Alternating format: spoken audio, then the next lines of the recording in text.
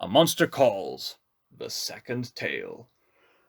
150 years ago, The monster began. this country had become a place of industry. Factories grew in the landscape like weeds. Trees fell, fields were upended, rivers blackened, the sky choked on smoke and ash, and the people did too, spending their days coughing and itching, their eyes turned forever towards the ground. Villages grew into towns, and towns into cities, and people began to live on the earth rather than within it. But there was still green, if you knew where to look.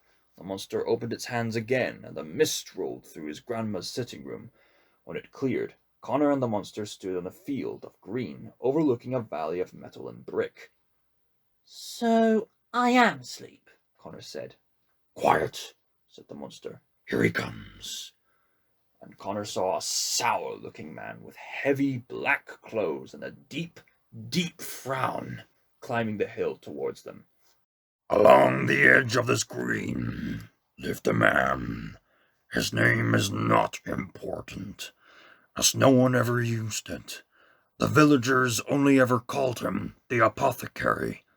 The what? Connor asked. The apothecary, Said the monster. The what? Apothecary was an old-fashioned name, even then, for a chemist. Oh, Connor said. why didn't you just say so? But the name was well earned, because apothecaries were ancient, dealing in the old ways of medicine too, of herbs and bark, of concussions brewed from berries and leaves. Dad's new wife does that. Connor said, as they watched the man dig up a root. She owns a shop that sells crystals. The monster frowned. It is not remotely the same. Many a day the apothecary went walking to collect the herbs and leaves of the surrounding green.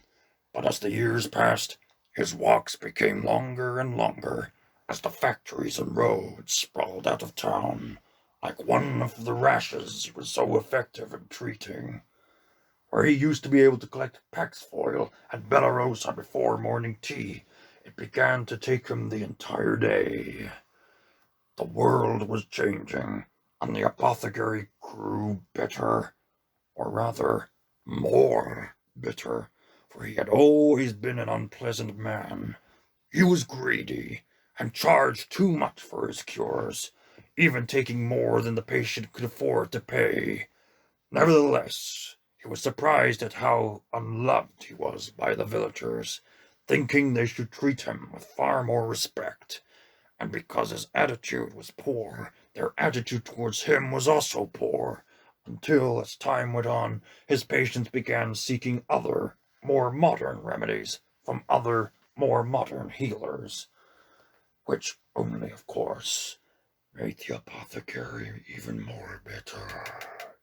The mist surrounded them again, and the scene changed. They were now standing on a lawn atop a small hillock. A parsonage sat to one side, and the great yew tree stood in the middle of a few new headstones. In the apothecary's village, there also lived a parson. This is the hill behind my house, Connor said, interrupted.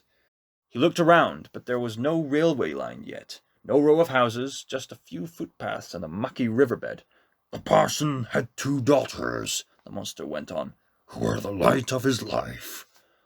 2 young girls came screaming out of the parsonage, giggling and laughing and trying to hit each other with handfuls of grass. They ran around the trunk of the yew tree, hiding from one another. That's you, Connor said, pointing at the tree, which for the moment was just a tree. Yes, fine. On the parsonage grounds there also grew a yew tree, and a very handsome yew tree it was, said the monster. If you say so yourself, Connor said. Now, the apothecary wanted the yew tree very badly. He did? Connor asked. Why? The monster looked surprised. The yew tree is the most important of all the healing trees, It said. It lives for thousands of years. Its berries, its bark, its leaves, its sap, its pulp, its wood, They all thrum and burn and twist with life.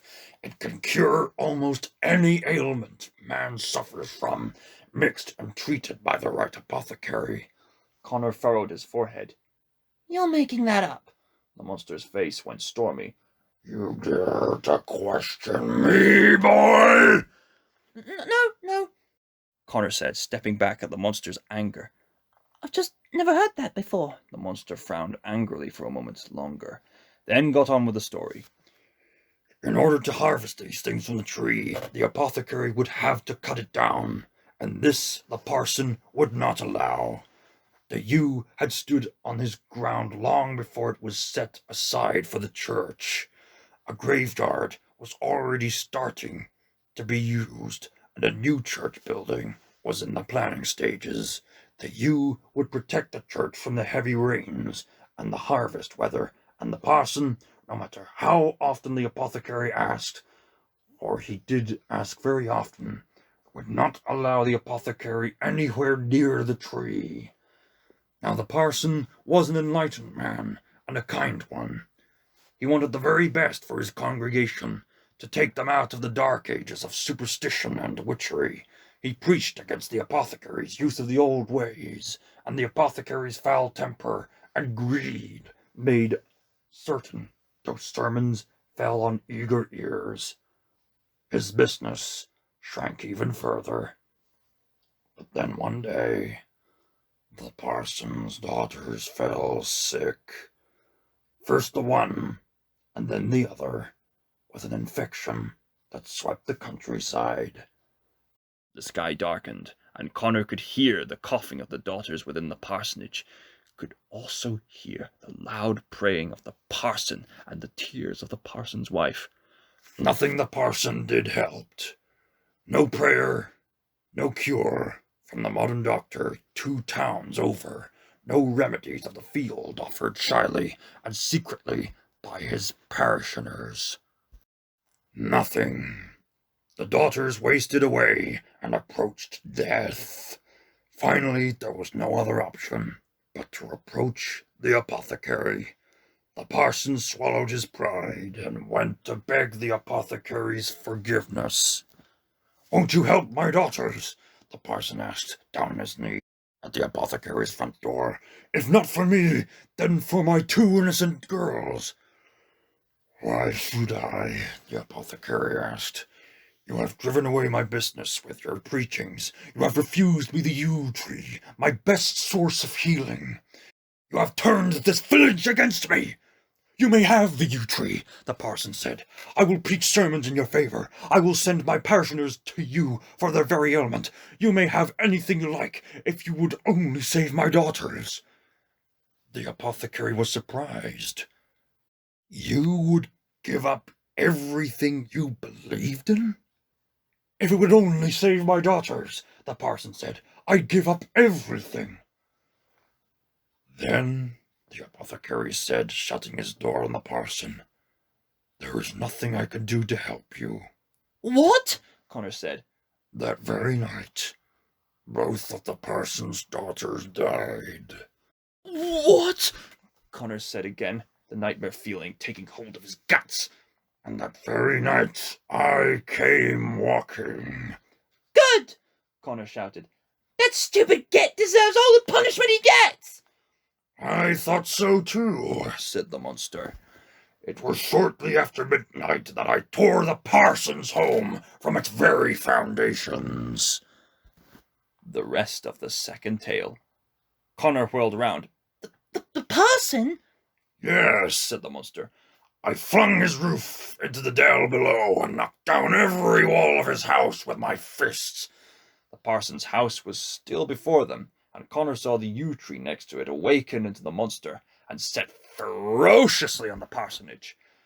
With the first blow to the roof, the front door flew open, and the parson and his wife fled in terror. The monster and the scene threw their roof after them, barely missing them as they ran. What are you doing? Connor said. Whatever is the bad guy? "Is he?" asked the real monster behind him. There was a crash, and the second monster knocked down the parsonage's front wall. Of course course he is! Connor shouted. He refused to help heal the parson's daughters, and they died! The parson refused to believe the apothecary could help, said the monster. When times were easy, the parson nearly destroyed the apothecary. But when the going grew tough, he was willing to throw aside every belief if it would save his daughters. So? Connor said. So would anyone! So would everyone! What did you expect him to do? I expected him to give the apothecary the yew tree when the apothecary first asked. This stopped Connor. There were further crashes from the parsonage as another wall fell. You'd have to let yourself be killed. I am far more than just one tree, the monster said. But yes, I would have let the yew tree be chopped down. It would have saved the parson's daughters and many, many others besides. But it would have killed the tree and made him rich, Connor yelled. He was evil! He was greedy and rude and bitter, but he was still a healer. The parson, though, what was he? He was nothing. Belief is half of all healing. Belief in the cure, belief in the future that awaits. And here was a man who lived on belief, but who sacrificed it at the first challenge, right when he needed it most. He believed selfishly and fearfully, and it took the lives of his daughters. Connor grew angrier. You said this was a story without tricks! I said this was the story of a man punished for his selfishness. And so it is. Seething, Connor looked again at the second monster destroying the parsonage. A giant, monstrous leg knocked over a staircase with one kick.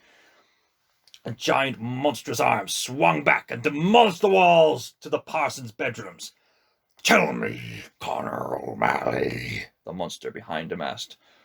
Would you like to join in? Join in? Connor said, surprised. It is most satisfying, I assure you. The monster stepped forward, joining its second self, and put a giant foot to the settee, not unlike Connor's grandma's. The monster looked back at Connor, waiting. What shall I destroy next? It asked, stepping over to the second monster, and at a terrible blurring of the eyes, they merged together, making it a single monster who was even bigger. I await your command, boy, it said. Connor could feel his breathing growing heavy again. His heart was racing, and a feverish feeling had come over him once more. He waited a long moment. Then he said, Knock over the fireplace. The monster's fist immediately lashed out and struck the stone hearth from its foundations, the brick chimney tumbling down on top of it in a loud clatter. Connor's breath got heavier still, like he was the one doing the destroying. Throw away the beds, he said. The monster picked up the beds from the two roofless bedrooms and flung them into the air, so hard that they seemed to sail nearly to the horizon before crashing to the ground. Smash the furniture! Connor shouted. Smash everything! The monster stomped around the interior of the house, crushing every piece of furniture it could find, with satisfying crashes and crunches. Tear the whole thing down! Connor roared, and the monster roared in return and pounded at the remaining walls, knocking them to the ground. Connor rushed in to help, picking up a fallen branch and smashing to the windows that hadn't already been broken. He was yelling as he did it so loud he couldn't hear himself think, disappearing into the frenzy of destruction, just mindlessly smashing and smashing and smashing. Oh, the monster was right. It was very satisfying. Connor screamed until he was hoarse, smashed until his arms were sore, roared until he was nearly falling down with exhaustion. When he finally stopped, he found the monster watching him quietly from outside the wreckage. Connor panted and leaned on the branch to keep himself balanced. Now that, said the monster, is how destruction is properly done. And suddenly, they were back in Connor's grandma's sitting room. Connor saw that he had destroyed almost every inch of